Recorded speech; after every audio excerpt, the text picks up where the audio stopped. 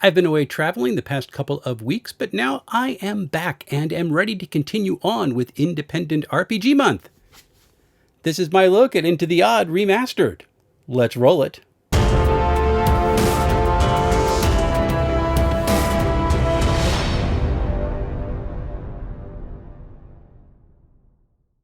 Before I get started, again, I do want to shout out to all of my patrons and supporters of this channel so much for all that you do to make DM Tales work and continue to grow and thrive. I am really appreciative of it. If you want to sign up for my Patreon, you'll get things like early drafts of my reviews, comics that I work on every now and again, and eventually, yes, I'm still putting this in there. I have the adventures ready to be edited. I need to find time to do it. I'll put those on the Patreon as well. If you want to join the Patreon community, you'll also get access to my Discord server, which has a bunch of really great people on it and some opportunities to play some games with people other than me. It's a really fun time, and I would love to have you along for the journey. If you are unable to do that, I invite you to look at my merch store, buy some of my cool shirts that I have out there, or just do the simple like, comment, and subscribe on this video. It really does help the channel. Let's get to the review. I picked up Into the Odd Remastered when it was first released by Free League back in 2022. I read it right away, but at the time, I felt it might almost be too rules light for me. I wasn't quite where it needed me to be. But that was a couple years ago, and my tastes have changed, so I decided to revisit Into the Odd for Independent Role-Playing Game Month this year, and I'm glad I did. So let's take a look. Into the Odd's core mechanic is the save. Players roll a d20 and they attempt to roll equal to or under the most appropriate attribute for the check. 1 is always a success and a 20 is always a failure. Whenever a situation arises, though, when a normal check is inappropriate, such as when the party makes a ruckus in a dangerous area, the referee can make a luck roll using a d6. High rolls favor the players and low rolls trigger some sort of bad luck determined by the referee. Checks for wandering monsters, they actually are a special form of luck roll. Whenever the party moves from one area to another area in a populated region, such as a dungeon or a wilderness, the referee is going to roll a d6. A 1 triggers a random encounter, and you'll have a list of those for your dungeon or the appropriate area that you're in. A 2 is going to give a hint at a potential nearby encounter. You'll hear a scream or an echo or some sign of presence that something's been nearby. I really enjoy this mechanic as it allows the dice to build up tension as the party explores. And combat in Into the Odd is interesting because every attack hits. When attack is declared, the attacker rolls the damage, from which the target subtracts their current armor score. If a character has not rested or has either not had food or water that day, all attacks are going to be impaired. Damage is reduced to a d4 no matter what weapon is being used. But the reverse can also happen. When a character uses an attack that the target is weak against, the attack is enhanced and the damage is increased to a d12. Hit points are a character's first pool of damage, though, for both PCs and NPCs. Once hit points is reduced to 0, further damage is taken from a character's strength. That is considered to be a wound. Whenever a character takes damage to their strength, they must also make a strength save on the new value or suffer critical damage. Characters in such a state must take a short rest and be tended to by an ally. If this is not done within 1 hour, the character dies. Some creatures, however, can do horrific things to a PC if they ever suffer critical damage during combat, most of which present colorful ways to suffer an instant death. So combat is dangerous, and if it can be avoided, that is a wise option. Into the Odd may have the most simple character creation process which has ever been devised for a tabletop role-playing game. Each character has 3 attributes: strength, dexterity, and willpower. These scores are determined by a 3d6 roll and applied to the attributes in the order listed. Each PC also begins play with 1d6 hit points. Starting equipment then is determined by taking the character's highest attribute score and using a table found on pages 10 to 11 in the core rulebook, comparing it to their starting hit points. Players see where the two values converge on the table and write the equipment down on their sheets, adding any relevant information from the equipment list found on pages 12 to 13 in the book. And they also mark down any identifying characteristics which appear in the kit description, like if they have a scar or something. That's pretty much it. If players would like, they can use the odd pendium tables, which are found in the back of the rulebook, to generate things like a character name, a profession, and a key capability. But that's not necessary, and those tables are really only intended for NPCs. Characters advance by meeting one of the milestones that are listed on page 37. When a milestone is reached, the player rolls a d20 for each attribute. If the result is greater than the current score, that attribute increases by 1. Advancing characters also gain d6 hit points every time they advance. Very simple character design, but it's really flexible and a lot of fun to deal with. So why do these player characters go delving into the odd? Well, they're searching for Arcanum. Arcanum are the most sought after items in the game, and they're often the catalyst for any expeditions into the unknown. Rumors will send people to different locations. There's 3 levels of Arcanum, normal, greater, and legendary, and both the powers and hazards associated with the Arcanum increase with their level. Some Arcanum can be carried, something you can put in your pocket, for example, while some legendary Arcanum can be the size of a room. They stay put. Now, these items are also not simple magic swords. You're not getting a +1 to hit. The abilities Arcanum possess are unique. They are meant to be weird. Now, there's a list of Arcana inside the book, but the Oddpedia actually includes 2 D100 tables for generating new Arcanum on pages 134 and 135. I like the idea of making these things so weird, unique, and potentially dangerous. It makes the special items ripe with potential danger and a lot of power, and it gives excellent flavor to the game. And that's one of the cool things about Into the Odd. It is all flavor. While Into the Odd excels at exploration and dungeon crawling, it is not only a dungeon crawling game. It has a good amount of rules for what players can do in between expeditions. Because as the characters advance, the reputations are going to increase. This is going to cause NPCs to treat them as known figures. Though the type of treatment the PCs receive is going to depend on both their actions and the faction with which they're interacting. Because if the party snatched a rare arcana from the grasp of a well-financed organization, for example, their known status may create enemies with which they'll need to deal. A character's reputation may also draw people who desire to apprentice with them. These apprentices become NPCs who are rolled up like characters, and they advance just like the PC does. And in worst case scenarios, the apprentice can become a nice backup PC if a player's main character meets their demise. Depending on how the main character perishes, it can also give the apprentice some nice motivations that a player can use as role-playing fodder. It's really fun. In addition to the reputation, characters may also invest money to start a new enterprise, which can earn them profit. Enterprises cost 12 guilders to establish and generate 1d4 guilders of income per month. In case you are wondering, 100 pennies make up a shilling, 100 shillings make up a guilder. A guilder is a lot of money because a shilling is really the base unit of the game. When you are doing a enterprise, however, the income is not automatic because enterprises are also going to suffer a threat which inflicts a 1d4 guilder loss on the business if it's not dealt with. If the loss in a month is ever greater than an enterprise's profit, the business collapses along with whatever money was invested into it.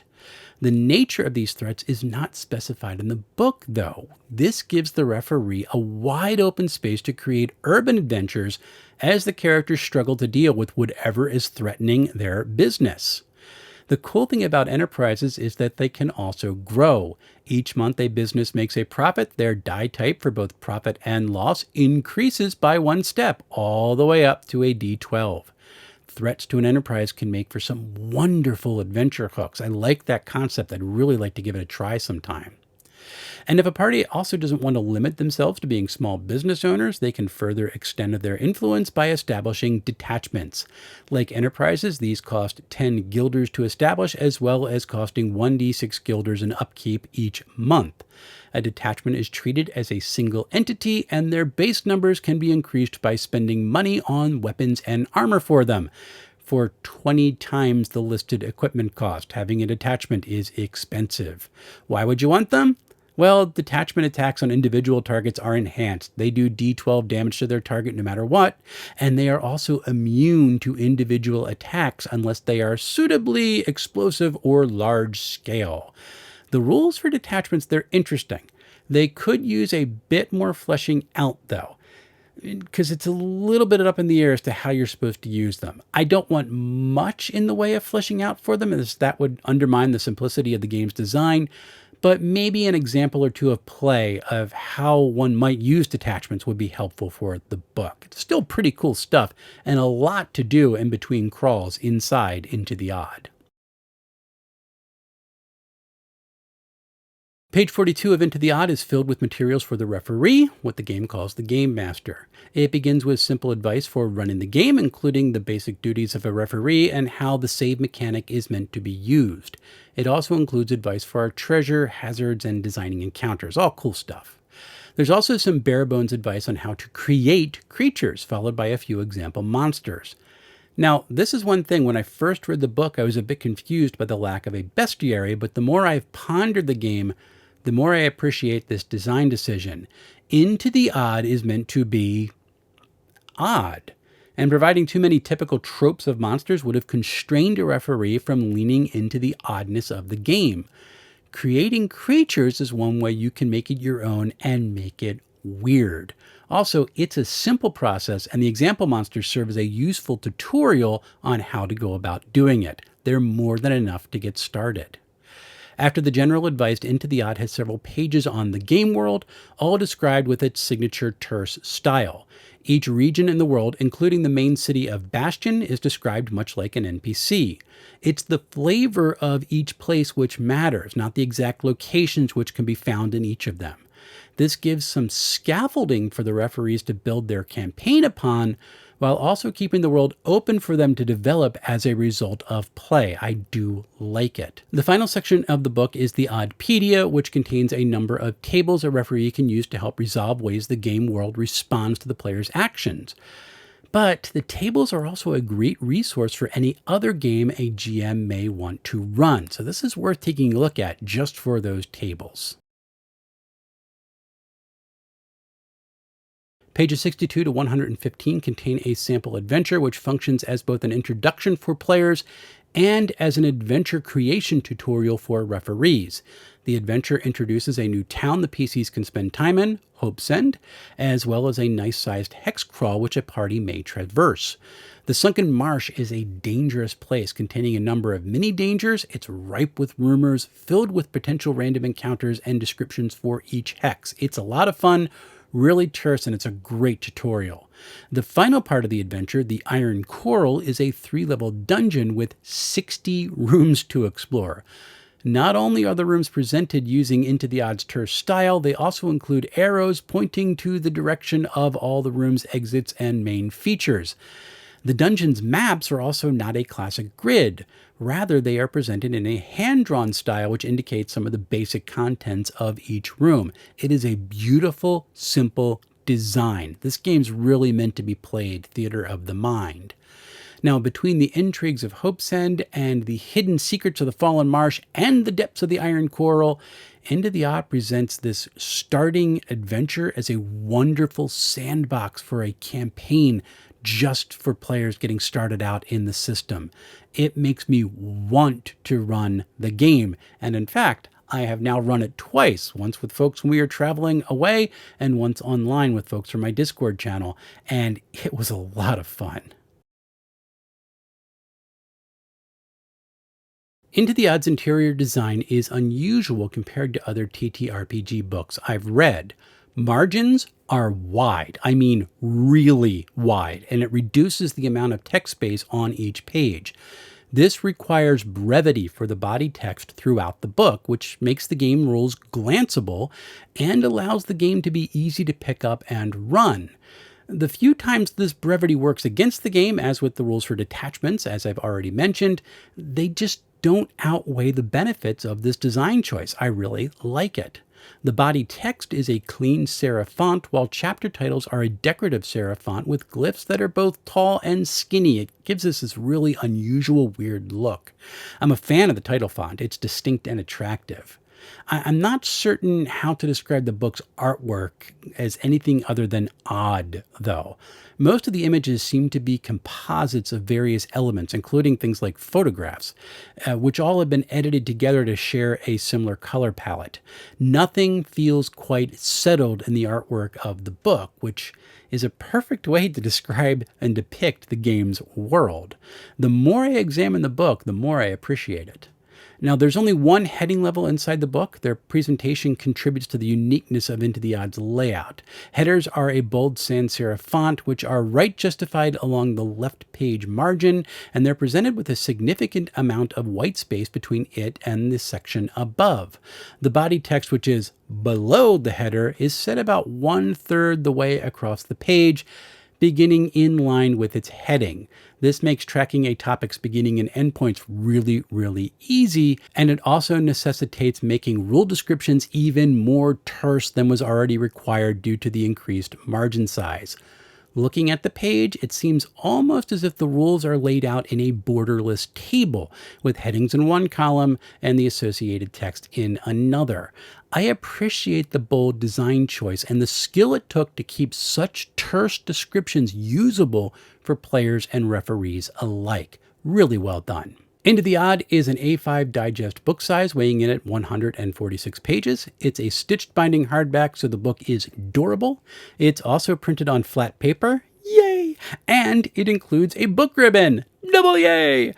All told, Into the Odd is a well-designed product with a great look and feel. This is something that's worth looking at. Is Into the Odd still too rules light for me? Not at all. The more I explore rules light games, the more I appreciate the concept. They are fast, flexible, fun, and are bursting with flavorful spaces in which a party can run around and play. If you want some old school danger with a fresh take on mechanics, Into the Odd Remastered is a great addition to your shelf.